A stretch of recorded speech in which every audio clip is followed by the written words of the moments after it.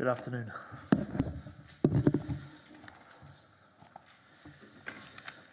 Good afternoon, everyone, and thank you for being here.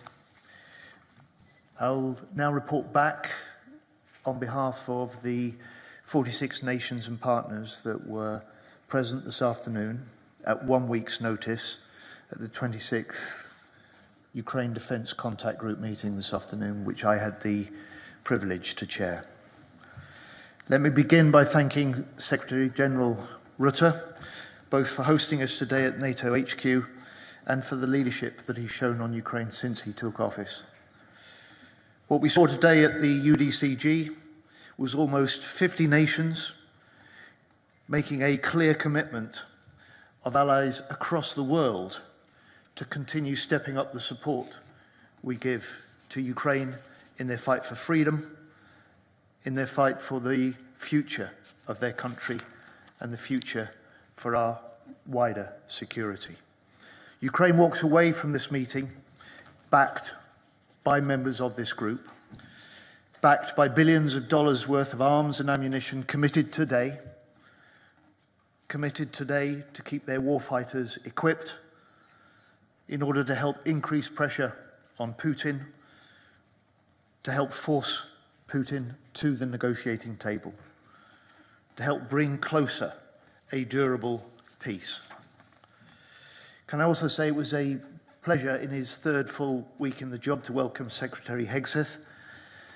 He confirmed the US's continued commitment to this group, to Ukraine's pursuit of a lasting peace, and the importance of security guarantees beyond.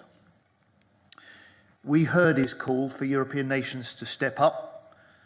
We are and we will. NATO allies pledged 40 billion euros in military aid for Ukraine in 2024 and then went on to deliver 50 billion. The majority, nearly 60% of that aid to Ukraine last year came from European nations.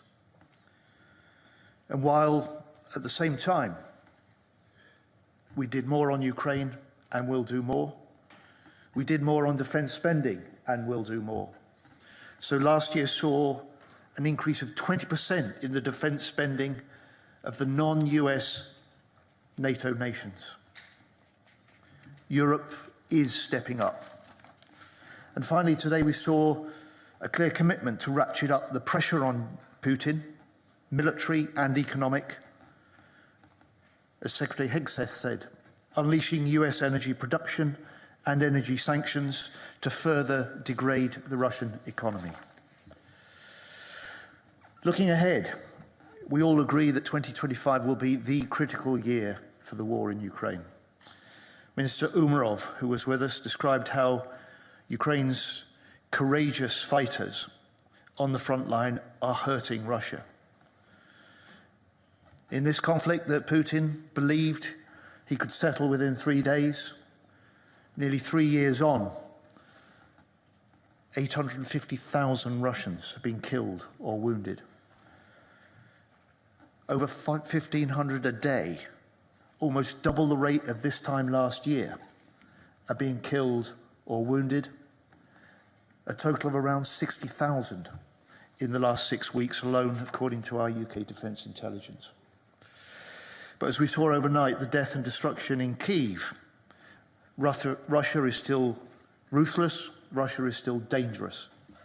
And at this critical moment, we will step up further our support to Ukraine. President Zelensky and President Trump have both spoken of their desire to see peace through strength. And the commitments made through the UDCG provide the collective strength that we need to achieve that peace. For our part, the UK will spend £4.5 billion on military aid for Ukraine this year, more than ever before.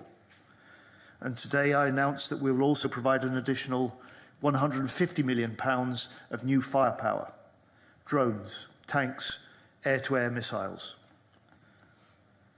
More broadly, this government continues to step up our leadership on Ukraine and in NATO, The UK offers unique capabilities to the NATO alliance: forward land forces, fifth-generation fighter jets, our nuclear deterrence.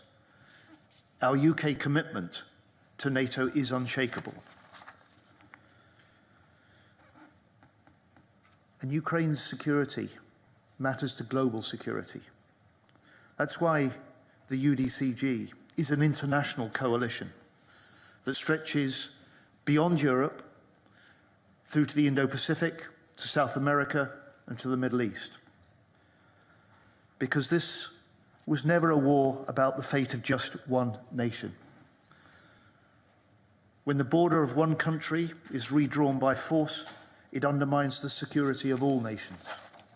And if aggression goes unchecked on one continent, it emboldens regimes on other continents.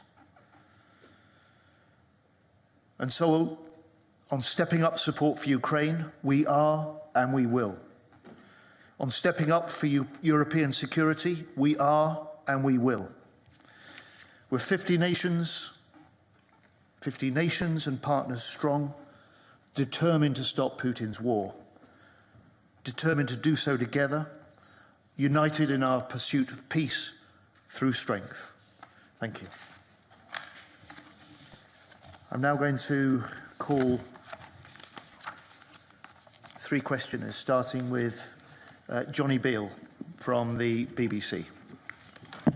Thank you, Secretary of State.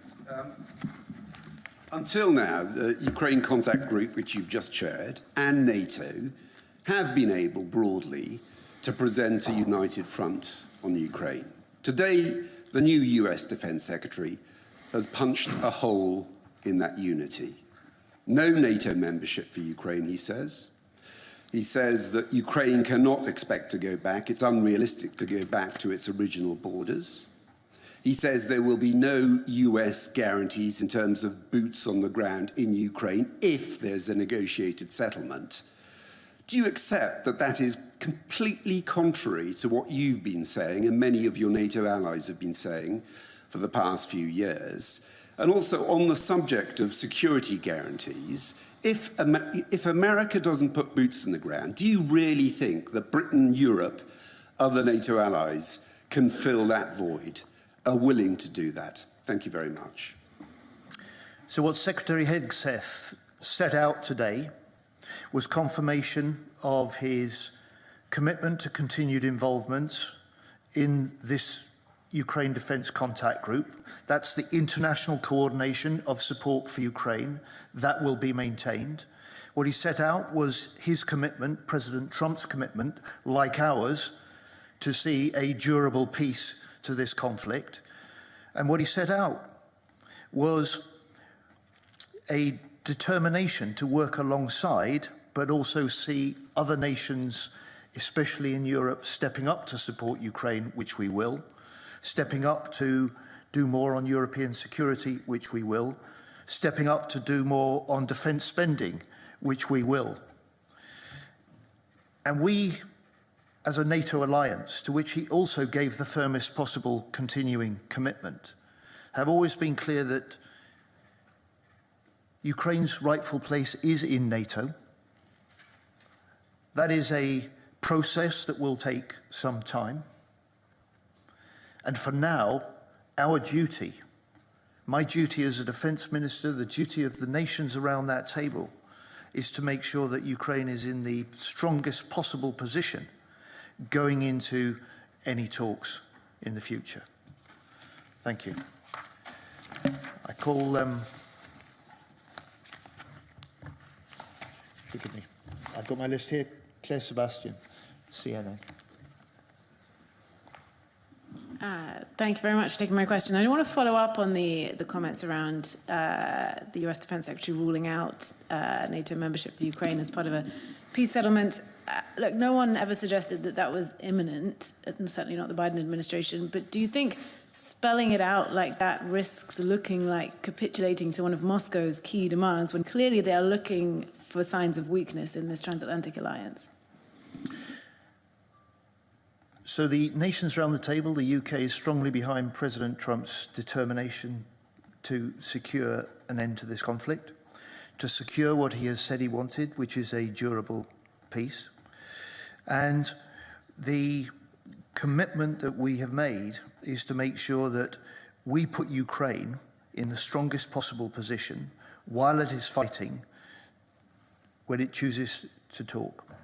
And for the US, Secretary Hegseth also laid out how, alongside the continuing military support for Ukraine that together we must provide, stepping up the pressure on Russia through energy, through economics, through diplomacy, is part of President Putin's pledge to bring President Trump's pledge to bring President Putin to the table.